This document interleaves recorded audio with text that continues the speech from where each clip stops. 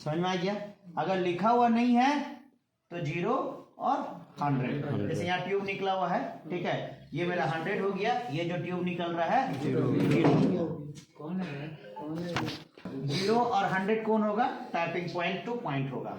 Suppose आपको LRV URV calculate करना है, हम लोग देखें क्या देखें, आपको डाटा शीट में क्या मिलेगा।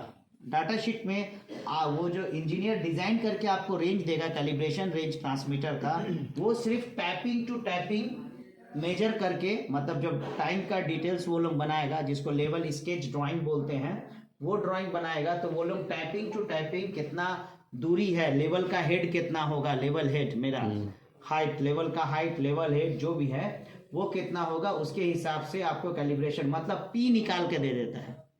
बाकी LRV URV आपको कहाँ कैलकुलेट करना होगा? फील्ड, ठीक है।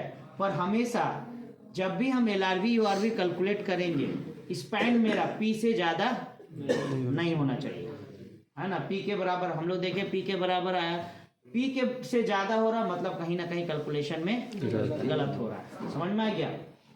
अब जैसे ये ट्रांसमीटर, नॉर्मल में हम लोग क्या बोलते हैं, ट्रांसमीटर जो है हमेशा डेटम लाइन जो है HP का टैपिंग पॉइंट जो है उसके बराबर, मतलब 0% के बराबर लगाना चाहिए। अभी कभी कभी ऐसा भी होगा, जरूरी नहीं कि हमेशा ये 0 और ये 100 होगा। यहाँ पे अगर 0 लिखा हुआ है तो आप किसको 0 कंसीडर करेंगे? जो मार्किंग है उसको। अगर यहाँ पे 100 लिखा हुआ तो आप किसको कंसीडर करेंगे? मार्किंग को। तो हम लोग अगर मेजरमेंट सपोज आप ले रहे हैं, आपको कैलिब्रेशन रेंज नहीं पता है, तो मेजरमेंट लेना, लेवल का कैलिब्रेशन रेंज निकालना बहुत इजी है। आपको क्या पता होना चाहिए?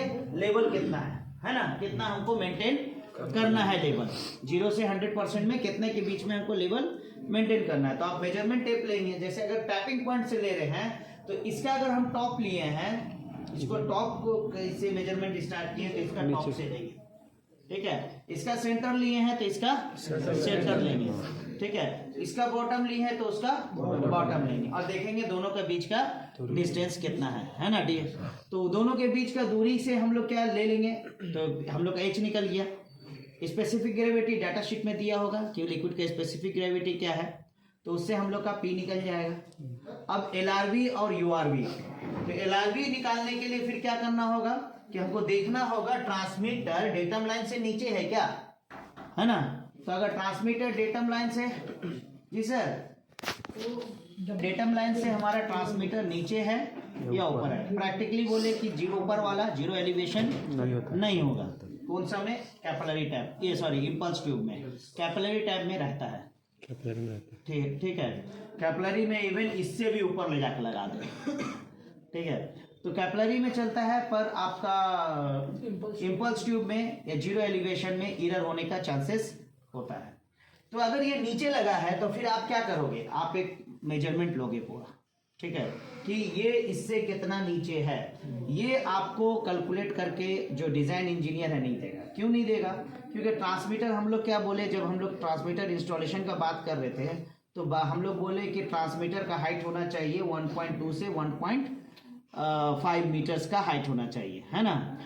बट साइड कंडीशन के हिसाब से हो सकता है कि जो इस पाइप पे ये लगा रहा है उस पे अगर 5 इंच भी ऊपर नीचे कर दिया तो भी आपका कैलकुलेशन तो आउट हो जाएगा LRV URV का। इसी के लिए ये लोग जो डिजाइन इंजीनियर होगा, आपका डाटा शीट में सिर्फ कैलिब्रेशन रेंज लिखेगा, 0 to जो P है उतना लिखेगा। समझ में आ गया। बाकी LRV URV आपको साइड पे कैलकुलेट करना पड़ेगा मेजरमेंट लेके। क्लियर हो गया।